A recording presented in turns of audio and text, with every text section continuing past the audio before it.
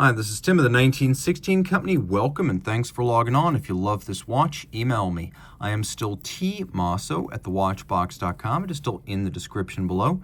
It is still your purchase and pricing email question line for buying this or any watch you see on any of our platforms. Please reach out to me directly for pricing. I am Team Mosso at thewatchbox.com. Today we are discussing a limited edition of 50 pieces in carbon fiber from HYT. This is the H00307 2016 limited edition of 50 pieces. The titanium hardware combines with forged and machined carbon fiber so that no two of the 50 are exactly alike, as the carbon fibers themselves will never fall the same way twice. Now, because it is all titanium and sapphire and carbon, it's fairly light despite immense dimensions. It's 49 millimeters officially, though as I measure it, it's more of a 52, and it's thick, 19.1 millimeters thick. There's no getting away from that. That said, 57.1 millimeters lug-to-lug is not quite as gigantic as I would have expected, but it's still a big piece, and that's emphasized by the 25 millimeter spacing between the lugs. Now I'll throw it on my wrist, which is 16 centimeters in circumference, and I'm actually going to move the camera way out because you really need to see this watch.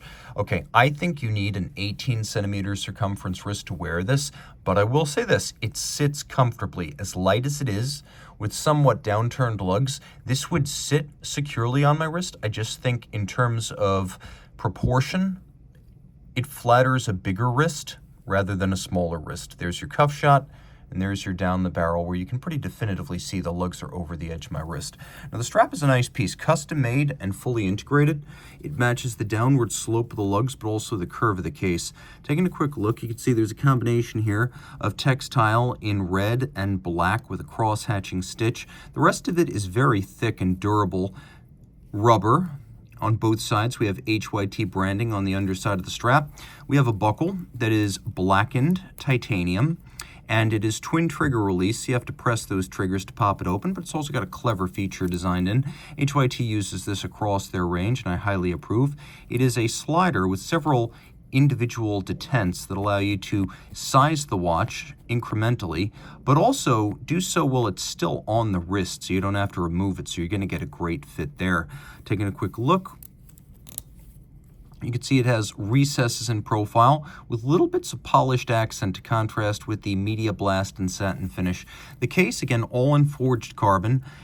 It's a combination of forging and machining, and you can see it creates really sharp case lines and hypnotic and unique grain lines as the fibers fall inside of the mold that creates them. Now here we have a rubber shoulder on a screw-down crown. The screw-down crown, in conjunction with the water resistance of 50 meters, means this watch is surface swimmable. That's not true of all HYT models, but it is true here.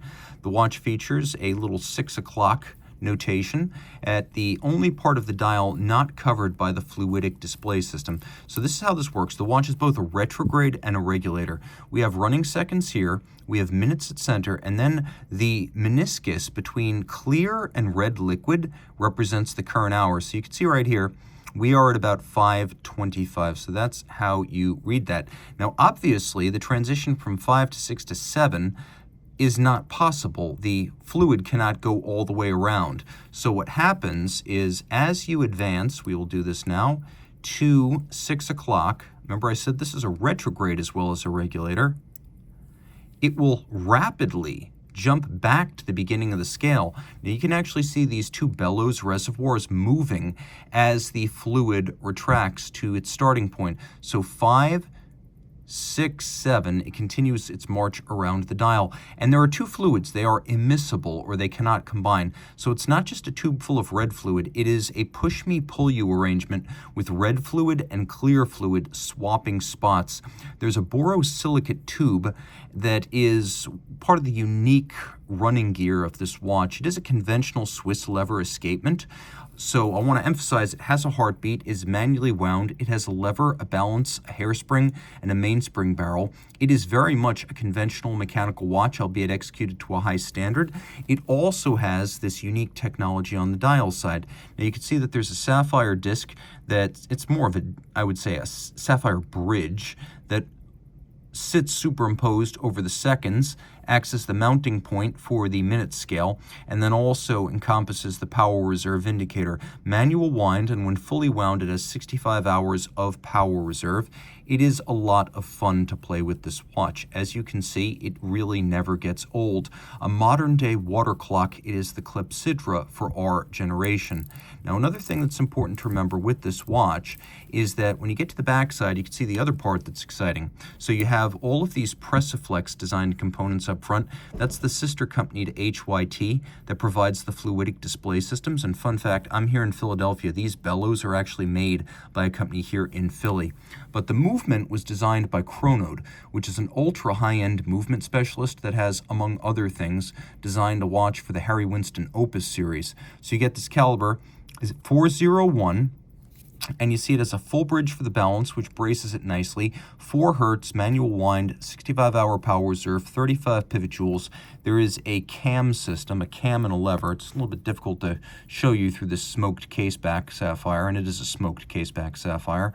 But what we have right here is a cam and lever system on this bellows.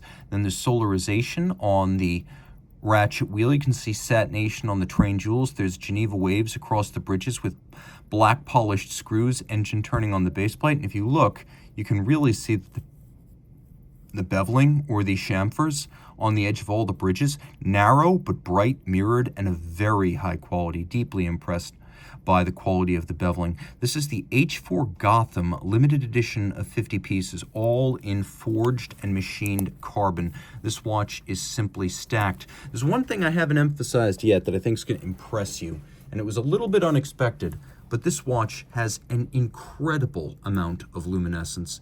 And if you love it, reach out to me. I am still Team Mosso at thewatchbox.com for pricing.